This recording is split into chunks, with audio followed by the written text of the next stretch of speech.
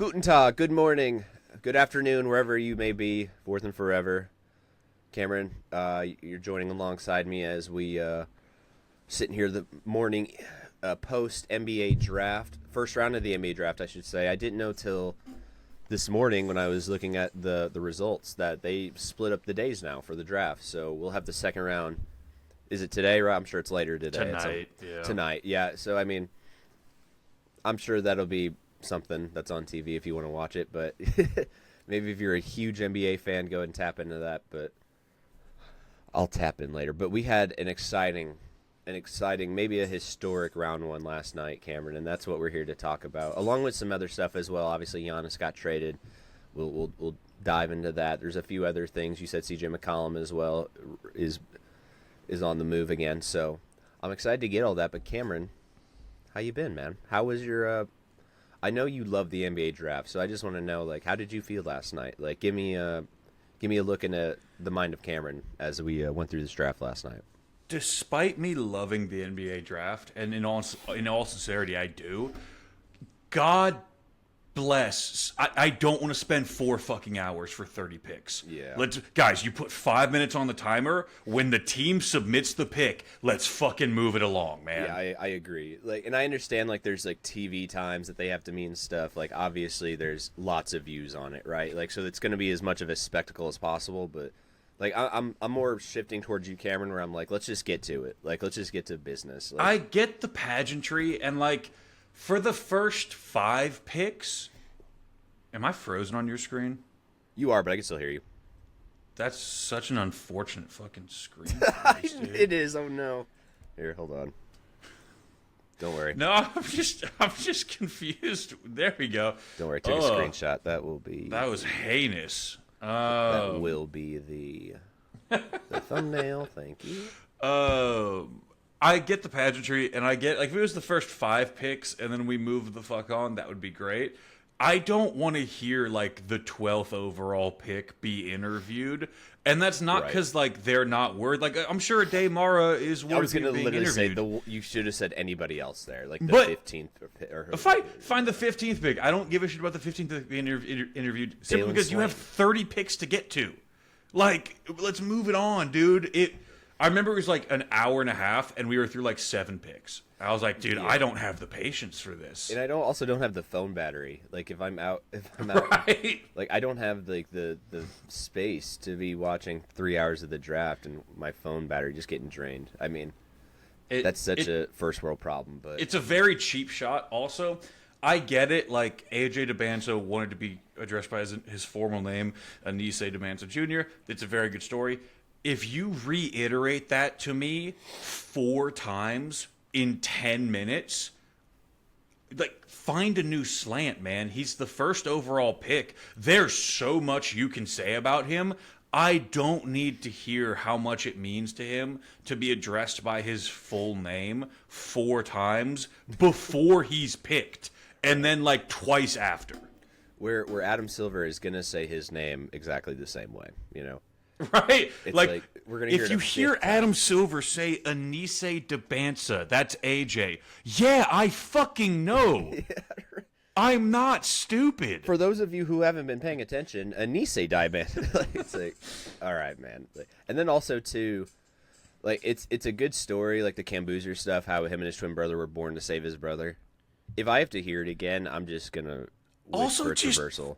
Kind of fucking weird. I wouldn't flaunt that. Like, it's touching story. Like, also insanely weird on like a eugenics type of level. Yeah, it's like, and also too, they kind of like run with the idea. Yeah, they were only born to save his brother, and it's like, well, that's kind of fucked up. Like, kind of really weird to have spare parts children in air quotes. Yeah, we need you guys here so your brother can live. And then we'll see what happens after. I thought that was a troll the first time I heard it, like on Twitter. I read it. I thought someone was just like being a dick because Cam Boozer's good at basketball. And then I was like, wait, no, this is real? Yeah. Don't admit that. Don't ever admit that. Yeah, it was a very real thing. And not only was it very real, they made like an E60 on it. And then they talked about it for like 3 hours of the draft last night. So it's whatever. But let's... But let's get into it, man. Let's waste no more time. The pageantry obviously was there as it always is, and it'll unfortunately, as we're seeing today, it's going to continue to get stretched out longer and longer as TV continues to be the moneymaker. So, dude, if you're tuning in for the second round draft on TV, you're a sicko. Like you're more of a sicko than I am. I'm not doing that shit. And like, good for you, but also like, at least get a hobby. A different one different like today I'm going to take my family to the river. That's my hobby, right? Like, paddleboarding, that's my hobby. Like going on walks, that's my hobby. Watching the second round of the NBA draft is not I'm not that passionate about it. Dude, I'm a sicko. I fucking love the draft. I'm going to get the second round on like tape delay tomorrow morning and just like skim through the parts I care about. Yeah, just get to the picks. This is how it should be. All right. Well, let's recap as the top 10 first before we dive in any further. So, I think it was no surprise. I forgot how you say his. Anise Debansa. Sorry, but maybe they needed to say it a few times because it's kind of proving me right here. So, the first overall pick, no surprise here, Nisei Daibansa out of BYU to the Wizards. I think we all knew that was coming. I think there were maybe some smoke screens throughout the week. Cameron, even you kind of texted me. You tapped in it yesterday and texted me about you had a feeling that Booze Cruise. Yeah, that Peterson was going to go number 1 overall, and I bit it a little bit. Oh, no. I thought Peterson would go 2. Or Boozer would go 2, Peterson would go 3. Gotcha. Okay. Yeah. So that's right. That's right. You said the Jazz were going to pick Boozer. Anise is unassailable. He's number 1. Sorry. Yeah. Yeah, I think that was like, don't overthink it. It's a no-brainer. Take him number 1. Now, 2 is where it gets interesting because this is where things really could have gotten shaken up. The whole mock draft process. I mean, Darren Peterson had not moved from the spot, minus like the few outliers where it's like, yeah, he'll drop the 3 with Boozer, or like he'll drop the 4 maybe with Caleb Wilson will shoot up. The top 4 went exactly how we thought it was going to go and how it should have went. Daibansa, Peterson, Boozer, Wilson. I don't think we need to overthink that at all. I think those were the best 4 players in the draft. Exactly how you should have drafted them. You maybe could have mixed Boozer and Peterson. Doesn't matter. Cameron Boozer woke up a Memphis Grizzly today. It's officially the first day of a new franchise for me. Is that why you're saying you like it went exactly as you expected? Because if it didn't, you wouldn't have Boozer. Are you just like coping with getting Boozer? It's sad. No, I'm not coping. I've come over time to like really like Cameron Boozer as a player, and I think maybe if you listen to like previous episodes with me and you, like it kind of seems different, just because I like Darren Peterson so much, but. I don't think there's anything wrong with just an incredibly consistent, low floor, high ceiling basketball player. He just someone who does everything right, does everything you ask him. Seems like he's got a good head on his shoulders. I think I feel more confident handing him the keys to the franchise than I would someone like Darren Peterson, who has like obviously a history of being like kind of I'll say a crapshoot. It's and with all the stuff going on with Ja, I don't know if there's really a need for an ego-heavy guard coming in a small market. I just don't think there's enough room for it. But look, my man Cam Boozer, high floor, high ceiling. He's not going to let you fail. He's going to be paired with Zach Edey and Cedric Coward. It's going to be a just fucking massive back line. Kareem Lopez. Yeah, and Kareem Lopez. Spoiler alert. My man sorry, Kareem if you don't Lopez. know what's coming up later. Memphis is about to start having fucking Spanish Heritage Nights. It's gonna get lit as fuck. Memphis, we up, brother. It's brighter days are ahead. All right. Do you have anything you want to say about this top 4? Caleb Wilson, Peterson, Daibansa, Boozer? Anything you want to say about any of them? Yeah. Debansa was pretty unassailable at 1. Peterson, it makes me laugh. Dude, the more I watch his like interviews, the more I'm like, there's something fucking just like off with him. And God forgive me, the thing that popped in my head was like DeAndre Ayton. So I hope that's not what happens. Yikes! Oh, no. I think Boozer's still going to be the best player in this class. I think Memphis got a really solid floor now with Coward, Edey, Booz, and then whoever else they want to throw around. I also my little conspiracy fingers. Memphis Your walked away windy with fingers. 5. Yes, windy. There we go. 5 second-round picks yesterday from the draft. Perhaps, maybe you could attach those to John Morant to get him the fuck out off your team. Yeah, maybe and those that's are pot sweeteners. Yeah, maybe that's the way you make it happen. But it's kind of but touching on that a little bit, it kind of seems like we're at a point now where I don't know who is going to bite on Ja anymore. I don't know what team is going to.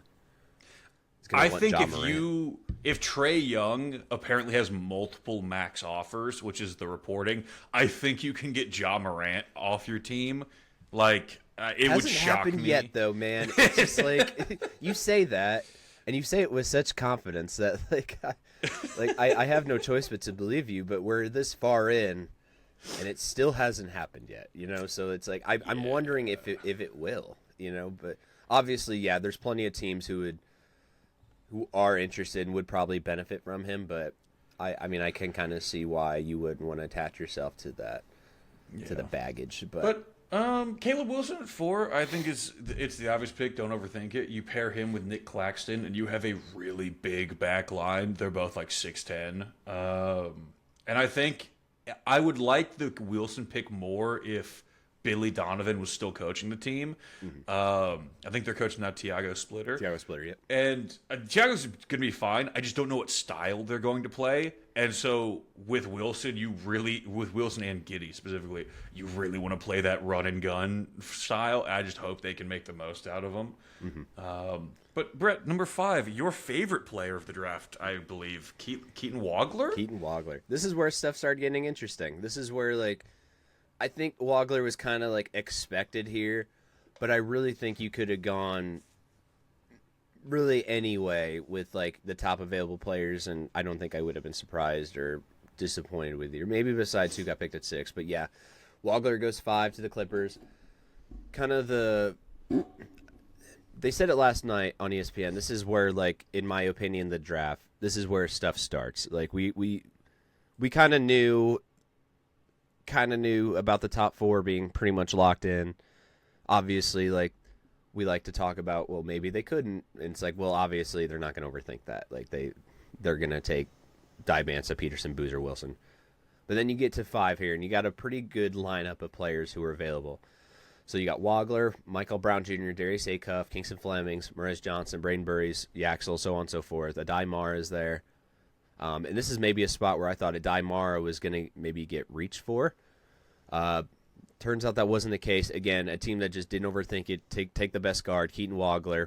He's a stud defensively. He's big. He's long. He's got so much upside. I think it's a great pick. Yeah, he's not my favorite guard personally, but I think this will be a good pick for the Clippers. I have defensive concerns about him next to Garland. Obviously, he's 6'5.5", 6'6", whatever, but that's gonna be a smallish backcourt. You go Wagler because you don't want to pair another small guard next to Garland, and I get that. I still maintain Braden Burries was the correct choice here. Maybe time will show that.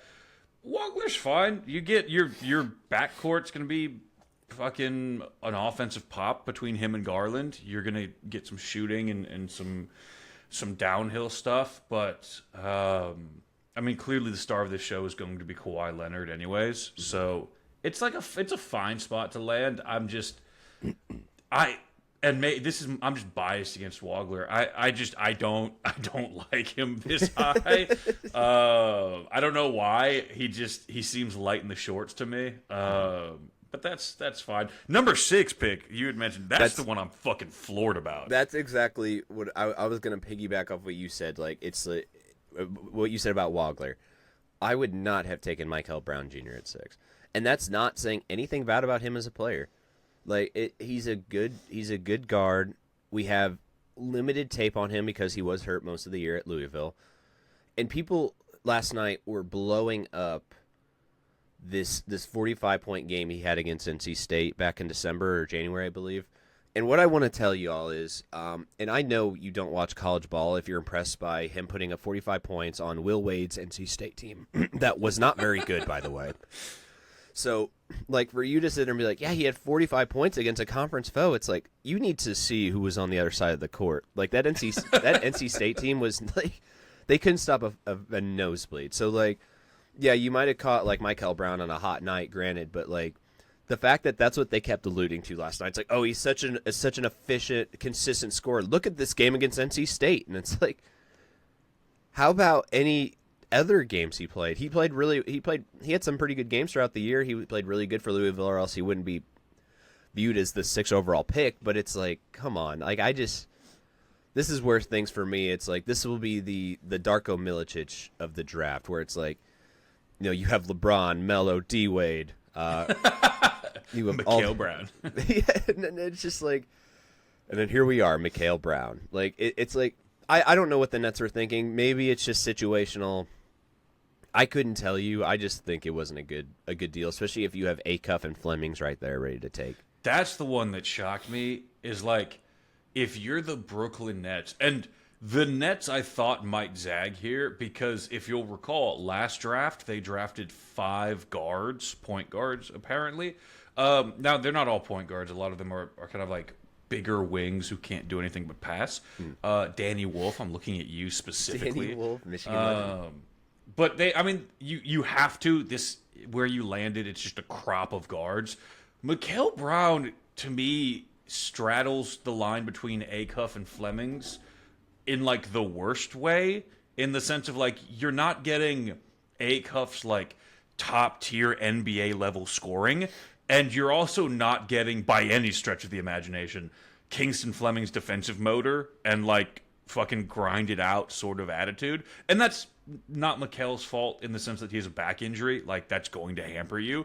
But we just saw Brooklyn, like, kick Cam Thomas to the curb, who was a prolific NBA scorer and a shot chucker, but who didn't play defense. And now you're kind of, like, just taking that again, but dialed back a notch. Yeah, like, I don't get it. It's like the before and after photos where it's like, I've lost weight. And it's like, no, bro, you just backed up. Yeah, you backed up from the camera. You just backed up from the camera. Like, it's like nothing's really different here, man. Like, again, I think time will tell. I hope I'm wrong about him, because, again, I was talking to you about it, and I had a few other friends who were college ball friends too, and I just like, please tell me what I'm missing, because it's like, I just don't understand it. Like, and I'm not saying that, like I said, I'm not saying he's not a good basketball player. I just think with how deep this class was, man, like, you have to go another way. Like, out of all these guards that won the top 10, I would argue I'll say it, he's the worst of them, and, like, that's not a bad thing. You got Darren Peterson, Wagler, Acuff, Flemings, and Burries, who all went in the top 10, and then you have,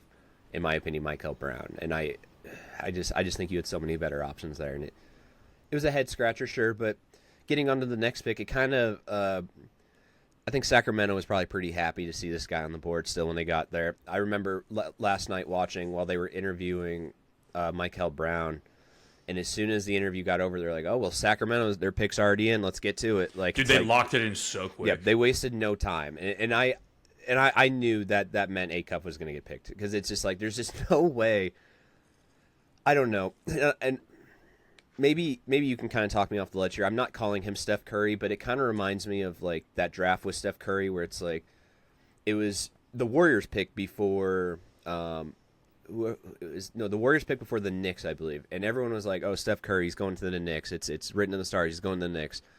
7th overall comes, and it's Steph Curry to the Golden State Warriors, and even he was maybe, like, visually upset at first, but then it's just like ended up being like a franchise changing thing. And let me land the plane here when I say all this, is that, like, I think down the road we're gonna look at this draft board and be like, Darius Acuff went 7th, and, like, who the fuck is Michael Brown? I'll let you bask in it. That's fine. He certainly has the offensive potential. I'm not saying he's going to be Steph. I just want that. Yeah. But in terms of, like, a franchise-changing guard that goes, I'm not going to disagree with you. He's not going to play a lick of defense. Like, even if he tries, I don't think he can at the NBA level. At least not early. But, like, that's fine. He's in Sacramento. it's not like they're competing for anything. No one plays defense in Sacramento, so it's Nobody not like he's plays going to stick defense. out. So, like, you get to play with, I think DeMar DeRozan's in sack still. You get to play with DeMar DeRozan, Zach LaVine, like Domantas Sabonis. Like, the one thing they were missing is a lead sort of guard, and that they got it. And they got one that's going to fucking score. Like, I told you, he's going to average 27 a game on a 20-win team. Yeah, like he's going to be the gem in the rough. Like, it's just.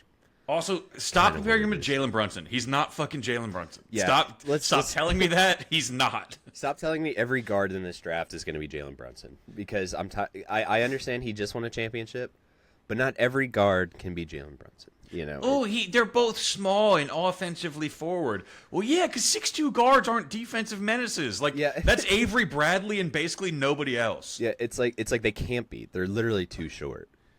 So I like it. I know I shit on Darius Acuff. Tough way to start your career, but dude, if he even brings them to like a second round series before he leaves, he's gonna be like a minted man in Sacramento. You should literally build a statue for him.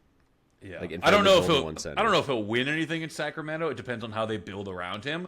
But like, this makes the process very easy going forward. It's like, get people who can guard. And that's basically all you have to do. It's like he could score at will. Now let's just get 4 guys who can play defense, and then I think we're good. Well, let's go on. Pick 8. Not surprised here, given that he was available. I just maybe thought they were going to go in another direction, but Kingston Flemings. I think that ended up being the right choice by the Hawks. Wildly underrated guard, and I think maybe like the not so good end at Houston maybe kind of soured people on him. Like, I think people started nitpicking him more towards the end of the combine too, with his size and his wingspan, his length. But I just think there's something you can't test, and that's a motor, man. And when you come from a place like Houston under Kelvin Sampson, like, you're going to get guys who are going to compete their asses off. Kelvin Sampson doesn't just let anybody walk in that program. You know, he obviously did his homework on Kingston Flemings, and I think if Kelvin Sampson gives you a green light on somebody, that's probably the biggest compliment you can maybe get in basketball. So, again, getting a stud at 8, absolute steal for the Hawks. Happy for them. They're going to be a fun team next year. It'll be a lot of fun. Yeah. The duo of Kingston Flemings and Jonathan Kuminga is going to feed families. I knew you were going to. You knew that was coming. You knew it. Stop. The Hawks re-signed CJ McCollum. So, not only was Kingston Fleming stepping into a situation that is kind of tailor-made for him in the sense of that's perfect. Like, you've got Jalen Johnson and Dyson Daniels and Nickeil Alexander-Walker it's like this fucking perimeter defensive, like, mouth of a lion. Jonathan Kuminga's on the team, honorable mention. But then you get to quote unquote study under CJ McCollum, who, people will shit on him, has been a very successful NBA point guard. He's had a very successful NBA career. Very good player, and no one denies that. You know? Like, well, people will shit on him because he's not as good as Dame. Fuck you. He's had a great career. And so Kingston Flemings gets to go. And I know the nitpick is always like, well, his shot fell flat, and Houston kind of went out pitifully. It's like, well, yeah, but he was also sharing a floor with Chris Sinak, who can't really score that well, and Emmanuel Sharp, who will literally shoot from anywhere. Emmanuel Sharp, who shoot from anywhere, but also Tugler, who like cannot score without dunking the ball. So like, it's not like he was playing with these powerhouse center threats. Like, give my man a chance. Yeah. All right. So going on 9, 10, 11, 12. This is my favorite part of the draft here. Easily, dude. Easily as a college ball fan, not easily as a NBA fan. So let's go ahead and go through it. I'll just go ahead and say pick 10 first because I want to get out of the way. Braden Burries to the Bucks, great pick, absolute great pick. Good pickup. You talk about not overthinking it when the spot you're in. He was by far the best available player at that spot. I kind of agree with you, Cameron. I thought maybe he should have gone sooner. I thought he was going to go sooner. Bucks got very lucky at 10, but that's not what I'm here to talk about. Let's go 9, 11, 12. Morez Johnson Jr. from Michigan to the Dallas Mavs at 9. At 11, Yaxel Lendenborg from Michigan to the Golden State Warriors. And at 12, Adai Mara from Michigan to the Oklahoma City Thunder. Talk about three of you got 9, 11, 12, all from the national championship team, probably one of the best teams in college ball history.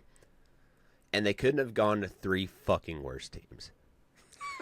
I can't root for these guys in the league. I'll say now. 3 teams you hate the most. Don't have a choice. Yeah. Dallas, we haven't had a show obviously since then. That's another big news. Dallas absolutely absolutely highway robbery Michigan from Dusty May, who was hired by the Dallas Mavericks officially yesterday as the new head coach. Are you on the verge of tears? Yeah, he's a terrorist. He's an absolute terrorist. How dare you give me one of the best days of my life and then immediately leave? Dude, no offense to you, Michigan's gonna fucking blow next year, aren't they? Shut the fuck up. And then at 11, a team who definitely has been down on their luck over the past 20 years and definitely didn't need a guy who they called the number 1 pick if he was 19, falling to them at 11, and Yaxel Lendenborg. So I'm happy that the Golden State Warriors finally caught a break. Thanks, man. And yeah, you're welcome. And then at 12, the Oklahoma City Thunder again, Hitler alive, Adai Mara, the Twin Towers now in Oklahoma City, paired with Shea. Buddy, if you wanted a way to stop Victor Wembanyama, the pairing of Adai Mara and Chet Holmgren might do it for you. If you had Isaiah Hartenstein putting Wemby in a box, imagine what Adai Mara is going to do to him, And they're the same. This is a guy who's the same height as him. He moves just as well as Wemby. Probably doesn't play better. Obviously, doesn't play better defensively. Wemby's one of the best defensive players of all time, but someone who will be able to match with him defensively. And that was kind of the only reason that the Thunder lost the series, minus maybe a few bonehead moves by some other players. But and they were missing 2 guys. Yeah, but this was best case scenario for the Thunder. If they left this draft saying if we get a Adai Mara, we're happy. They got it, and I'm mad about that because the NBA continues to let terrorists win, and we can't get away with it. Do you have anything to say about the Michigan trio that was drafted 9, 11, 12, and even Braden Burries? I do love how angry you are. Here's what I'll say. 9 was a shock to me, the Mavs taking Mo Johnson. I didn't think they'd reach that far back. Because I do think that's a reach, but was it though? Granted, the it situation we know now with Dusty May taking over as head coach. I as somebody who mocked Yaxel there before Dusty May was the head coach, I do think Morez Johnson is a reach. I see why you get him. At this spot, I honestly thought Braden Burries was going to go as a creator to pair next to Flag. And they still have Kyrie as well. I forgot about that. And they do. I think they may shop Kyrie at the trade deadline, but that's neither here nor there. I do think it's a little bit of a reach. I don't think it's a bad move. I like it a lot. And I think you can tell, I think part of this is Dusty May doesn't want to deal with Yaxel Lendenberg, and that's not an insult to Yax. I just think it's if you're coming into a new spot, the guy who you didn't have to get on his ass about work habits is probably the one you want to take with you. Yeah. So Mo Especially Johnson's a guy that you've already done your homework on too. Right. Obviously Dusty had spent a couple of years with him at Michigan, so it was. Look, Mo Johnson, great defender, hustle player, high engine. Going to be next to Cooper Flag. It's going to be disgusting. I like it a lot. I see grades all over the place from this is awful, it's such a reach, to this is perfect. I'm I like it a lot. I like it, yeah. Braden Burries, finally, I've had you mocked to 4 different teams. I'm glad you finally went. It's the Bucks, which without Giannis, I think makes his life a lot easier because you're going to be bad. Same with their 13th overall pick as well, but we'll get to that. Yeah. Golden State Warriors, I told you if Yax is on the board and we fuck this up, I'm renouncing my fandom. Thankfully, we did not take Nate Ament, and thankfully we took Yaxel Lendenberg because I was going to have a fucking fit if we fucked this up. I don't know if you were watching the feed minute by minute. When it was the Warriors on the board, you could see Mike Dunleavy and Joe Lacob, the owner and the GM, fighting right before they phoned the pick in. Really? Because apparently one of them, and I'm going to assume it's Joe Lacob, wanted to make a trade with the pick, and I was like, fucking no, don't fucking trade the pick. No, you have Yaxel Like right there for you, man. Like, the one drawback from Yax's game is always like, oh, he's going to be 24 when the season starts. The Warriors don't give a shit about it. The Warriors want you to be old and be able to contribute. I was gonna say, this is like, it's like, oh well, dang it, he's just old and he's really good now. We'd wanted to develop him, and the Warriors are like, oh well, I guess we'll take him, whatever. Oh no, If he you has don't the want skill him- set to do everything on the basketball court. He's a 5-tool NBA player. Yeah, right. Damn. It is funny. I guess we'll take him. Lendenberg is older than Jonathan Kuminga, which I think is a very funny fun fact. That is very funny. But unlike Jonathan Kuminga, Axel Lendenberg is good at the game of basketball. So I'll take it. And then, yeah, unfortunately, OKC gets... Dude, I wanted Yax to go earlier so that the Warriors could take a Daymara so that OKC couldn't have either of them, because this is ridiculously just silly. Like, oh, hey, you have 6'6" Shai Gilgeous-Alexander. You have, like, 6'6" Jalen Williams, the forward. You've got, like, 6'6" Alex Caruso. It's like, yeah, it's a pretty decent front line. 7'2" Chet Holmgren. Oh, 6'7" 4 Daymara. Yeah, great. Cool. Nice. Like, Okay. his backup certainly can't be taller than he is. Oh, Chet Holmgren's playing at the 4. Who's at the Oh, at Daymara. Okay, cool. Oh, cool. just go ahead and hand him the trophy now. Yeah, so Twin Towers is kind of insane. And not like Twin Towers in the 90s sense where it's like we're playing high-low basketball. It's Twin Towers in the sense of like, oh, cool, 7-footers on the perimeter. Nice. Yeah, awesome. This will be fun. Horrifying. Oh man. Yeah, I think he'll be fine. Obviously, like I joke, I will root for these guys. Unfortunately, no matter how hard it is to, especially with the uniform they're wearing. But it is what it is. I like a lot what you said about Mara there and Yak. So, but we'll move on. Our favorite player finally picked at 13, Nate Met to the Miami Heat, eventually traded to the Milwaukee Bucks.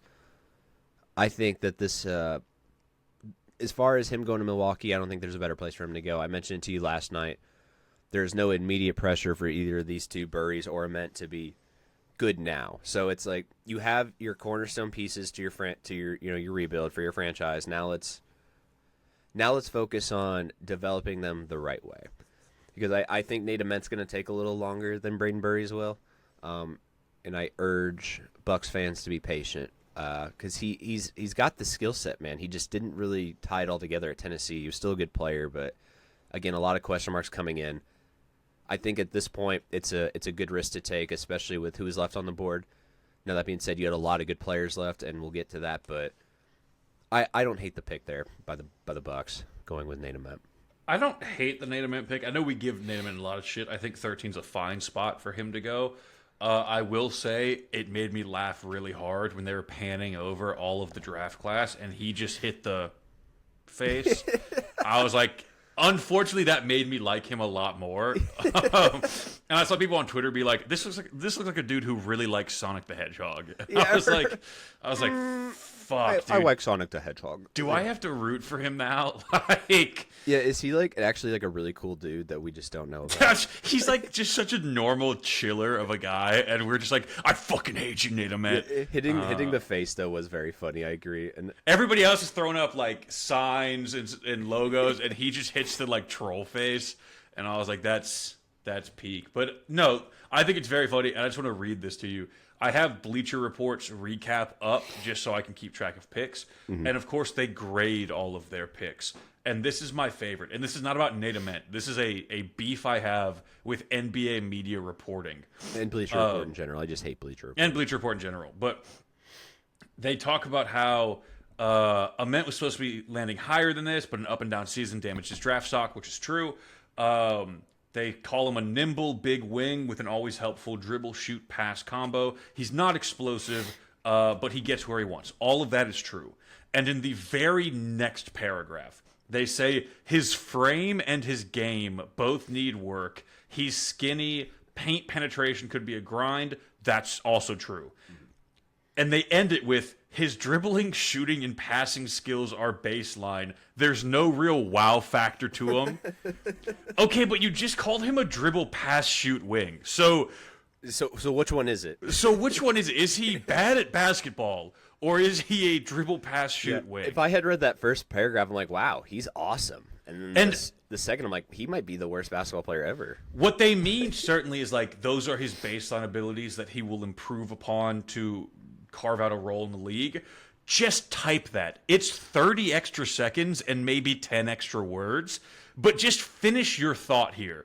Don't leave it at like, they're all baseline, there's no real wow factor. Yeah. It makes me think you think he sucks. Well, so why did you give him a B+? What is their baseline? You know what I'm saying? Like, it's like, obviously, like, when I think about it, I think baseline is like beginning. Yeah. Like, it's all right, we established a baseline, like, it's like, you're telling me he can't do the three most important things. I would say, this is your foundation, which is like, all right, like, if you're saying his dribble, shooting, passing are, like, foundational, like, okay, cool, elaborate on that. They didn't, which just makes it seem like the Josh Giddey thing, where they're like, his weaknesses are dribbling the basketball, shooting the basketball, and rebounding the basketball. Like, okay, awesome, cool, man. Yeah, I hope those three things aren't important to the game. Right?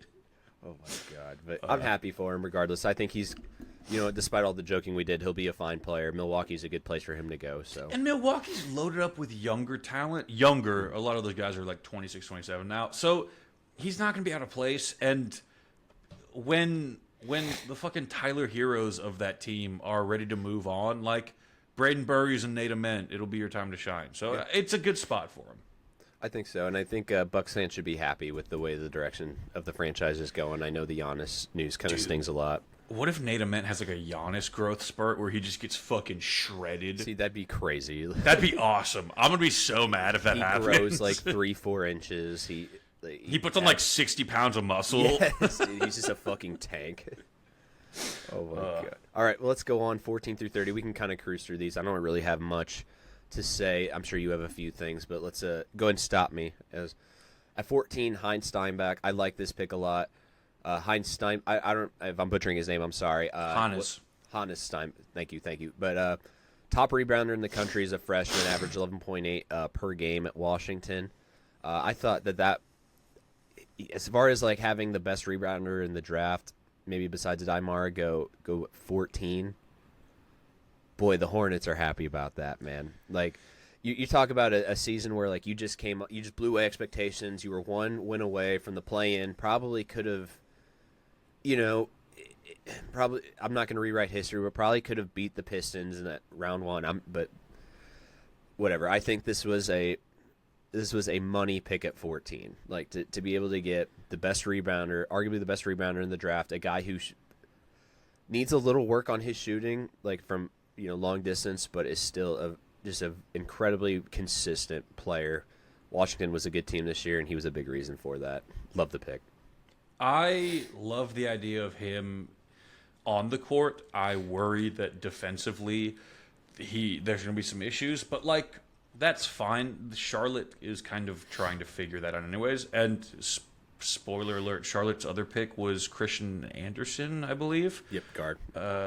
Which I like a lot. And I think you bring those two guys in, and you're kind of getting to a spot where it's like, okay, you've got a lot of guys. Like, what are you going to do with them?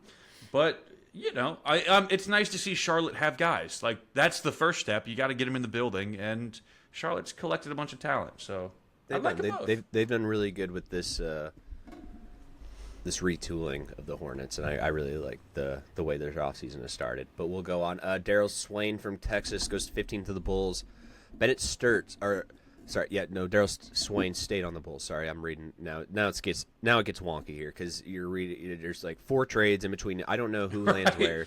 Daryl Swain or Dalen Swain is on the Bulls. Yes, Dalen Swain. Thank you. I don't know why I had an R to his name, but and then we get to 16, Bennett Sturts. I really like this pick. I thought he was going to be a Memphis Grizzly. I loved Bennett Sturts as he was my favorite player that I had ranked between 20 and 30. I thought 16 was a little high for him to go, but I was like, man, you gave him to OKC you specifically. Yeah, it could have been any other team, man, and I would have been like, whatever. But This one kind of stings a little bit, man. Bennett Sturts is an awesome basketball player, and the fact that it's like, all right, he could have been a potential project starting point guard for Memphis. Granted, if Ja's gone or not, and now we just possibly gave him a ring in his rookie year for a team that he's going to play 15 minutes a night for, and he's going to shoot the lights out. Bro, he may play fucking 6 minutes a night with all the guys they've got, and it still won't matter.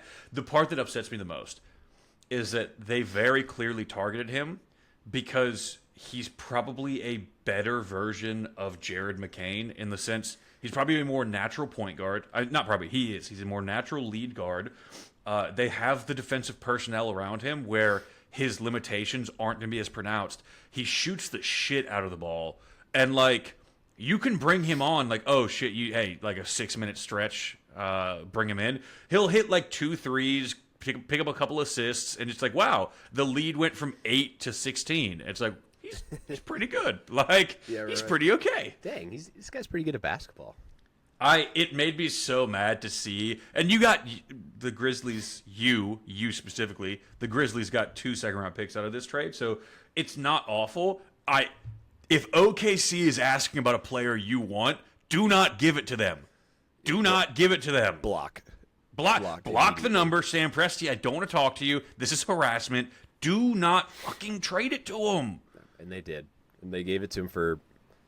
I don't really know what they ended up getting back. Obviously, the 2 seconds. Did they get the 17th pick as well? And the 17th pick, yes. I'm so confused by how this you got the 17th pick, but then the 17th pick got traded to Detroit, and Detroit gave you more second-round picks, so you moved further back in the draft. Oh, great. All right. Yeah. Well, that's good. Yeah, we need all those second-round picks. It's okay. To get Ja Morant out of here, yeah, man. Yeah, you can't get a Jokic in the second round if you don't have all the second-round picks. So why not just like throw a dart at all of them and see if it works? But all right, let's go on. Let's move a little fast here because we only got a little bit of time left. We'll kind of wrap up the draft talk. Becca Corey from Stanford going 17 to Detroit. Christian Anderson drafted by the Hornets. Alan Graves to Toronto. Jaden Quaintance to the Spurs. Great pick by the Spurs. Wow. Tremendous. Dude, if his knee holds up, it's going to be fucking defensive demons. And this is why the rich stay rich, because guys like Jaden Quaintance. Oh, I'm sorry. Wait, you get Wemby, Steph Castle, and Quaintance? Oh, yeah. Good luck scoring the basketball, I guess. Yeah. If you thought these playoff series between the Spurs and the Thunder were vicious before, brother. Oh, you got a Daymara? Yeah, I've got a 6'10" fucking tank ready to take him on, dude. He's going to make you fucking bleed. At 21, Kareem Lopez, who eventually was traded to Memphis. Happy about that. Welcome to Memphis, Kareem Lopez. You'll love the barbecue. LeBaron Philon to the 76ers, I thought fell way too far down. 76ers, I think, got a really good three-point shooter here. Zuby goes to the Hawks at 23. Cameron, one of your favorite players, Cameron Carr to the Lakers from Baylor, the long-armed guard. I know you really like this pick, Cameron. What do you have to say about it? I was hoping Memphis would pick him up instead of Kareem Lopez, and I like Lopez, but dude, he's just such a freak fucking athlete, and he shoots the ball so easily. I think the Lakers want him to be a 3-and-D guard next to Luka, and I think he can. But congrats, you get to start your career next to Luka fucking Doncic. Hey, you know that thing you do really well where you shoot the ball from 3? Luka's gonna hand it to you on a silver platter, and no defender's gonna be anywhere close to you. Yeah. Just hit your shot. Yeah, these guys have to be licking their chops once they get to the Lakers, Knicks, Nuggets, right. Celtics. It's thank God, we dodged we dodged the Nets and the Hawks and stuff, but that's funny, man. All right, Sergio De Lara went to the Knicks, drafted by the Lakers, went to the Knicks. Terrace Reed Jr. from UConn also went to San Antonio, so that's good. Disgusting. My favorite pick here later in the draft, Chris Sinak Jr. Probably the biggest project in this draft. Not a better place for him to go under Brad Stevens, man. Again, we talked about Houston earlier in the draft with Kingston Flemings. If you get the green light from Kelvin Sampson for a player, I mean, I think that's as big as a green light as ever to go ahead and take him. and the fact that he fell to you at 27 as a freshman, 6'11", very athletic freshman. I understand there's a lot of work to be done. Well, also, Kelvin Sampson didn't give him the green light. He said he thinks Chris Sinek should have stayed in college. That's right, he did. So my apologies. Yeah. That's Not right. to disagree with you, but he did say specifically he thinks Chris Sinek should stay in college. He actually gave the opposite. But to finish out the first round, Joshua Jefferson from Iowa State goes to Brooklyn. Alex Caravan from UConn goes to Sacramento. And to round out the first round, I thought Koa Pete was going to go a lot sooner, but he ends off the first round at 30 to, oh God, if you had to make me Phoenix guess. Suns. Phoenix, there we go, yeah, because it's a trade to Phoenix via the New York Knicks from Dallas, and I just, Dude, Phoenix Suns. head hurts, it's too early. But the Phoenix Suns, yes, Koa Pete is a Phoenix Sun. And that concludes the first round. Cameron, do you think any of these players got picked too early, picked too late? Isaiah Evans from Duke still on the board. I think That's crazy. I don't think that's going to last very long. Again, but probably another guy who should have stayed in college. But yeah, any players here later in the draft that you're very excited about? Later in the draft, dude, Caton's has been my guy. I mocked him as high as fucking 12. I thought he was going to be a lottery pick for sure. He's a defensive demon. I hope he stays healthy because him, Reed, and Wemby are going to be just such a nasty duo or trio. LeBaron Philon, it went later than I expected. The 76ers kind of scares me because where is he going to play if not center? Right. But, I mean, he can fucking score. Can't argue there, man. That's kind of what I was maybe thinking is at pick 22, it's yeah, sure, you had Terrace Reed Jr. You probably need a center. You maybe need a taller forward. You had Caravan, Joshua Jefferson there. You maybe even could have went Koa Pete. I just think this late in the draft, Kareem Lopez goes right before. I don't think there's a big worth taking when LeBaron at this point in the draft when LeBaron Philon, one of the best shooters, is on the board, and it's one of those things we'll take him and we'll figure it out because he's going to be such a contributor right away that they'll figure it out. That was my favorite pick, by the way, of later in the draft. I just can't believe he fell that far. I think the Sixers got very lucky and a very good pick for them. Do you have anything else? My favorite's the Caton's pick, if it's not clear. Yeah. That one, dude, my guy. Yeah. Anything else on the draft, Cameron, before we move on to a little bit of NBA news? No, go ahead, man. No? All right. So, obviously, the big news heading into the draft was Giannis traded to the Heat. I don't have sorry, I should have had it beforehand. I don't have the details in front of me. Let me pull it up real quick. But Giannis Antetokounmpo, after months of... I've got you, bro. Yeah, thank you. After months of wondering about where he is going to end up, if he's going to stay in Milwaukee, all these cryptic tweets, signing with Kalshi, he is now a Miami Heat. Dude, not just month. It's been 2 years of this bullshit where it's every offseason, is Giannis going or staying? Whatever. Miami you can rest easy now. You can rest easy. We'll take the watch. We'll take the watch. See you in Valhalla. Miami gets Giannis and Bobby Portis. Notably, none of the other Antetokounmpo brothers are coming with Giannis. That's very funny. That's very funny. Also, to get Bobby Portis as well, I just want to say that I think that's not really being looked at enough. That's a great piece, right? I know he's been down the last couple of years, but he's still gonna help you, and he has chemistry with Giannis. Giannis, who spent 13 years in Milwaukee, brought them a championship, 2-time MVP, 1-time Defensive Player of the Year. Milwaukee receives in return Tyler Hero, Jaime Jaquez Jr., Kalel Ware, Kasparis Yakuchonis, the number 13 pick in this draft, who is Nate Ament, a 2031 unprotected first, a 2033 unprotected first, a 2030 first round pick swap, and a 2033 second round pick. So you basically get 4 first round picks, a second round pick, and all of the Heat's young guys. I mean, that is basically all of their young core and a draft plus Tyler Hero. 8 years from now. 7 years from now. Sorry, that's crazy. I can't believe you could trade so far ahead. The funny thing I always think about when they trade a pick so far ahead, 5-6 years, I'm like, what if they just are yeah, we'll give it to you, and they're just hoping that maybe they'll just forget about it. Dude, those kids are 11 right now. You're trading for an 11-year-old. Right? Yeah, the work starts now. Like we're gonna take our future in 2020 or in 2033. Don't Look, worry. Brett, in a decade from now, when we're still doing this, obviously, some of Yeah. these picks may be your son. A team may trade for your son. Look, I'm trying to stay humble, but I mean he'll go sooner than 13. Like if we're being honest. Like, yeah, who's not gonna want like a 5'7" white kid who learned how to dribble a few days ago?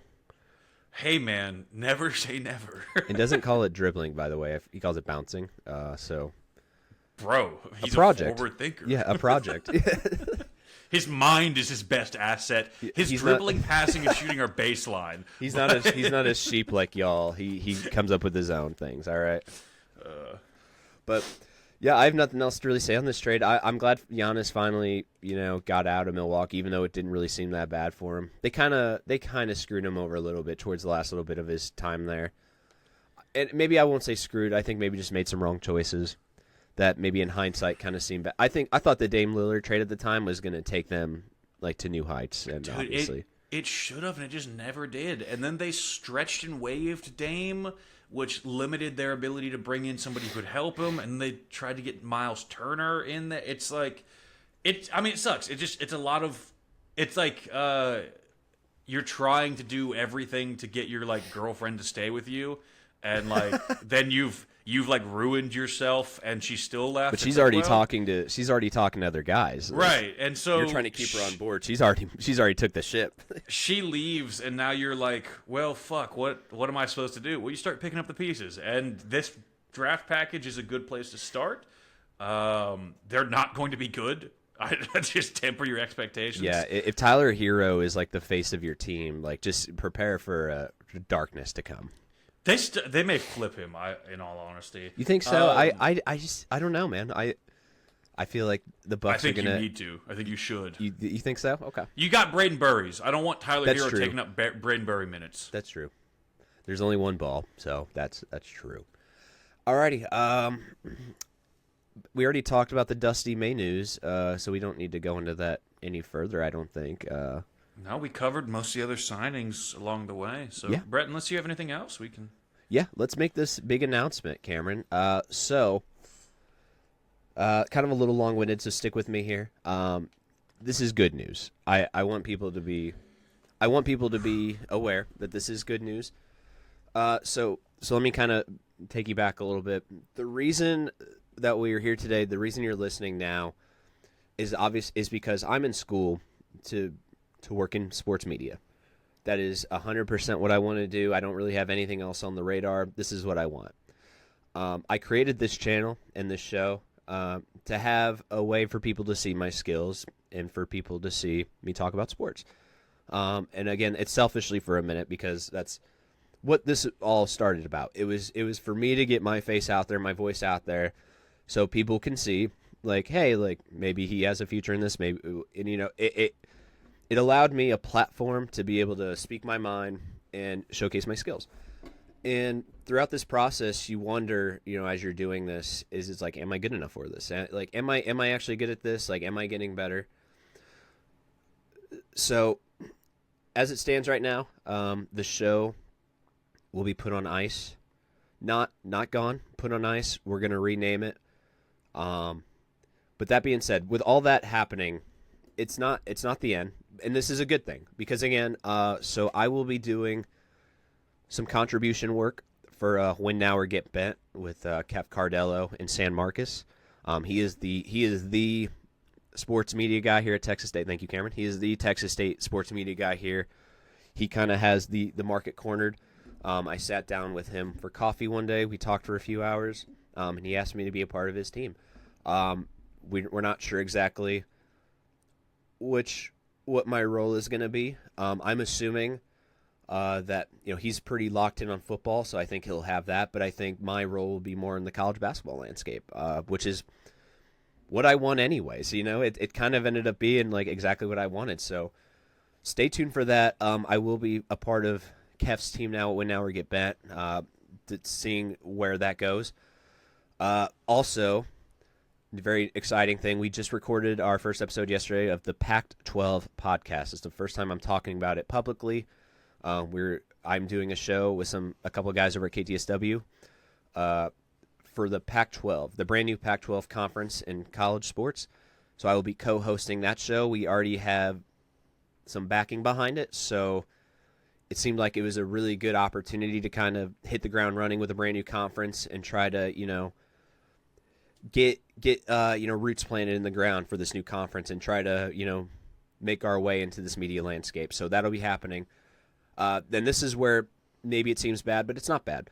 So that obviously leaves my schedule a little crammed and jam-packed. And I the last thing I ever wanted to do was in this show. I was thinking of every possible way that we can make it work. And I was like, towards November, December, when college ball season starts, it will be a busy time for me, but I will not have school anymore. I will officially be graduated. So that's going to open up a lot more time for me to watch college hoops. And I'll be doing so with Cameron. My new, not new, I guess our continued partners. Yeah, I think that's how you say it. Nailed it. Our continued partners. The show, Fourth and Forever. The name is gone now. We're going to change the name to Foot on the Line, a basketball-centric show. Me and Cameron have been talking about the details for a little while. It'll be college and NBA focused. We're not going to be recording or starting to talk about the show again until probably like late October, November. I understand that's a long time. I will miss being on this microphone with you, Cameron, for all this time. It's not over though, so that's good. And for those of you wondering too, let me get this out of the way too. For those of you wondering about Mason's not going anywhere as well. So the show is pivoting to more basketball focused, but Mason is still going to have a big hand in it. I was telling Mason and Cameron this as well, that, and as I started off the thing saying, like, I did this so I could get my name out there, I can get my face out there, so I can have a career in this and provide a living for my family. And I couldn't have done that without you two. You two were so awesome, giving me so much of your hours and hours and hours of your free time to talk about sports. Even Cameron, if like you didn't know much about football, and same with Mason, if he didn't know much about basketball, he for at least the beginning stuck through our conversations and struggling through football talk. But either way, I was just happy to have both of you here. I would keep the show going if we had 0 viewers, if we had 1 million viewers. I couldn't end this because it's just, you guys have given me so much of your time. I love what we've built. I love the camaraderie we've built, that I couldn't end it. I could not end it. So instead of ending it, we're just rebranding, and it's going to come back a little later in the year. It's going to be a while before we have an episode. I'm sure maybe we'll come October, we'll float a like an NBA preview, college basketball preview episode out there. Absolutely. But we're gonna take a nice break. I think I've been on a mic every week since August 1st. Yeah, since earlier than that, man. Yeah, I was on the air at KTSW super early on. Like, I've been doing this for over a year now, consistently every week, multiple times a week on a mic. So we're gonna give ourselves a little break. It's going to allow Cameron to kind of decompress a little bit. It's going to allow me to kind of decompress a little bit. And it's also going to allow me to focus on the other projects that I have cooking right now, and also my work with Win Now or Get Bent. So, again, not the end. It's never the end. It's just see you later. But Fourth and Forever, that it is the end of Fourth and Forever. But it's the start of Foot on the Line. And Cameron, you came up with that name. I want to give you credit for that. I think that's a fantastic name, especially with the meaning behind it. You said, it implies that it could be a 3 or a 2. Foot on the Line is 2 points, and there's 2 of us. Mm-hmm. Shocker. And then when Mason's here, when you're behind the line, it's 3 points. There you go. And there'd be 3 of us. Yeah. And then also, too, it'll I promise y'all, I promised this when I started this show, that I would be better on social media. I'm still not very good at it, and I'm still figuring it out. So bear with me. These things are way more difficult than you think. But yeah, man, I'm excited for the future of this show. I think it's going to be awesome. I think it'll kind of allow me, a little bit of time to decompress a little bit as well. especially since now we're charging right into training camp time, football time. We're getting close. The Hall of Fame game is closer than you think. So, again, not the end, just new beginnings. Thank you all who stuck with me, and obviously Cameron and Mason as well. But through this whole thing, it's so scary to start a YouTube channel as a 30-year-old white man. Because you kind of get looped in the mix with other 30-year-old white men. But are you Andrew Tate? Or... Yeah.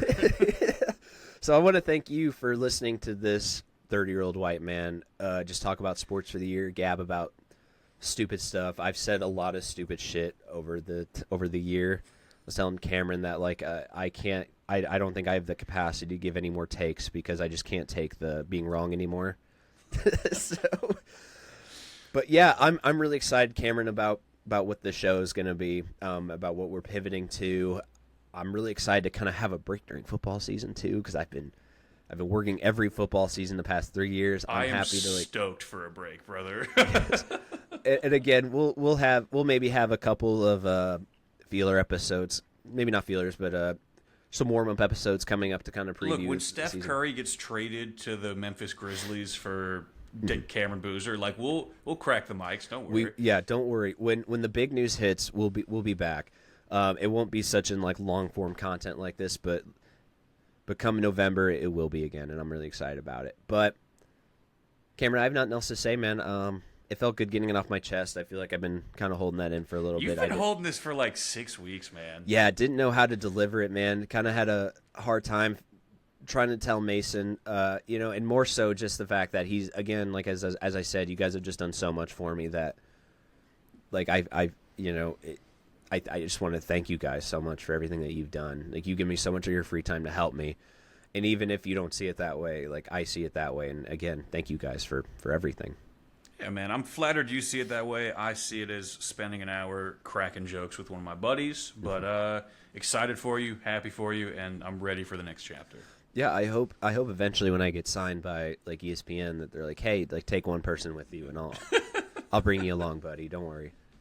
Thank you. We got you. But if we don't have anything else, I'm gonna head to the river now, and that'll wrap up. Head to the river, buddy. That'll wrap up the last Fourth and Forever. Again, not the end of the show. New name coming November. We already announced it. Foot on the Line, a basketball-based show.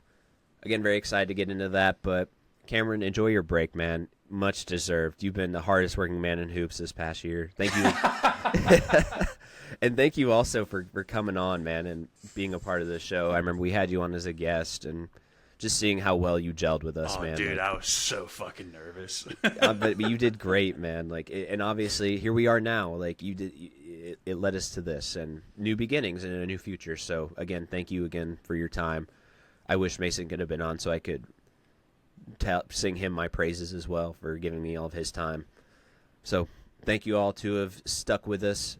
Again, stay with us because we're going to be back, but we're just going to take a very long break.